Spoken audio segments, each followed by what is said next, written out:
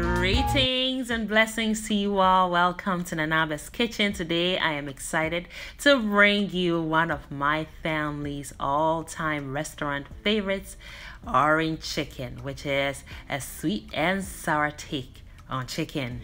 Let's dive right into the business of cooking this orange chicken. So I have cut my chicken breast into bite-sized pieces and cracked one whole egg into it. Now seasoning with the following: crushed black pepper and salt because you are in Nanabe's kitchen.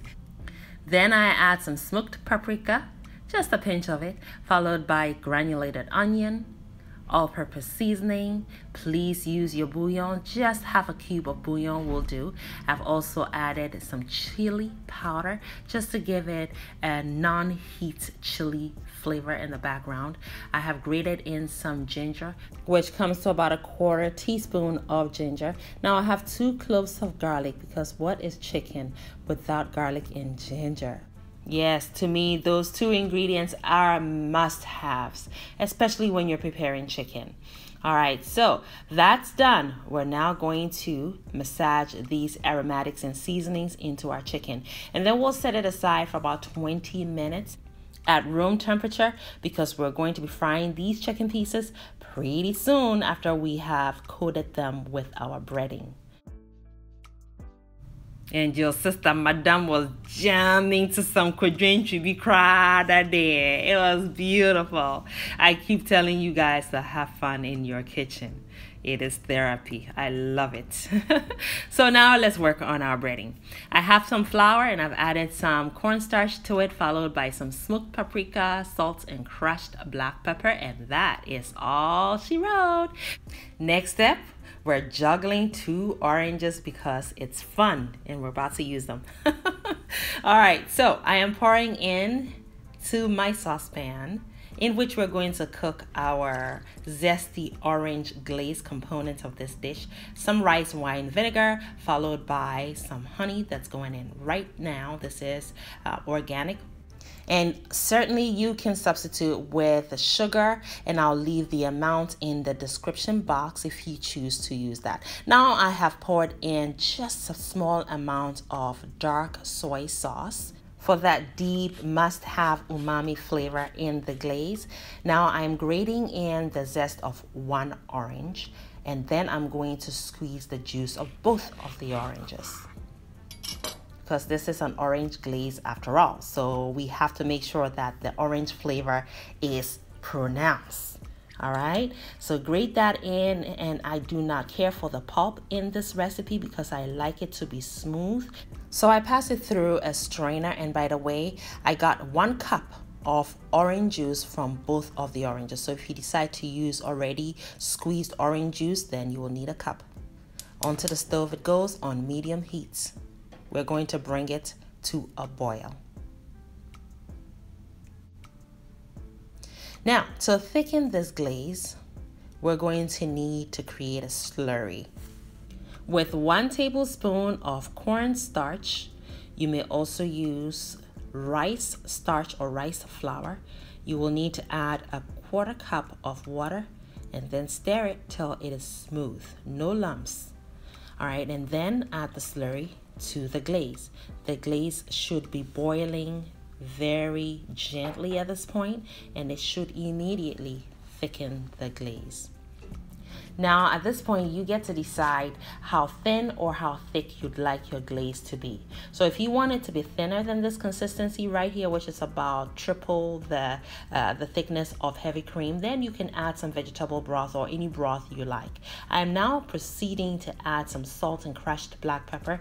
And the salt is necessary here because right now it has a flat taste of sweetness and the sour, but the salt will help to mellow the sweetness and then unify the sour and sweet flavors here. I've just added 2 tablespoons of butter to give it a shiny luster. All right, you want your glaze to shine and have that beautiful luster. It's just more presentable, plus you get more flavor from the butter, right? And it gives it a richness too. I always say richer is better. Done. Once the butter melts, it is done. You set it aside, and then you want to cover your saucepan to keep your glaze warm and also to prevent it from developing a dry coating on the top. Now we're heating up some peanut oil in which we're going to be frying our chicken, which has been resting for about 25 minutes, so it's perfectly marinated. And now I have added all the chicken pieces to the breading, and I'm just making sure it is well coated. Done. The oil should be heated to 350 degrees Fahrenheit to cook these chicken crunchy on the outer layer with a beautiful inviting color and also juicy on the inside. Okay, so once the oil is heated, and you'll know this by doing what I did, by dipping your skewer into it, and once you see the sizzling action, the oil is ready to receive the chicken pieces. It took about 6 minutes and the first batch is done. Each piece of chicken is crunchy, juicy inside, and most of all, it tastes really good because they are well seasoned and well spiced. Chicken breasts, yes? Whoever thought chicken breasts could taste this good? They taste like the best chicken nuggets ever.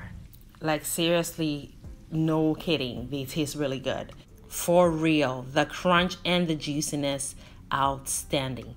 I've got some scallions and Fresno chilies, going to be using that as my garnishing, and it will also give it a refreshing finishing.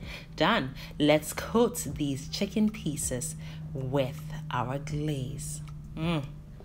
Yum, yum, and yum some more. Make sure every chicken piece is coated well with the glaze. Very zesty, very umami-fied, perfectly seasoned. The sweetness is not overwhelming and in your face. It's more like in the background. I also had some roasted sesame seeds, so I sprinkled it with just a pinch of it. Why not? Oh yeah. Must try. That's all I'm going to say about this one. And it pairs so well with some rice. Yes, the children were super happy.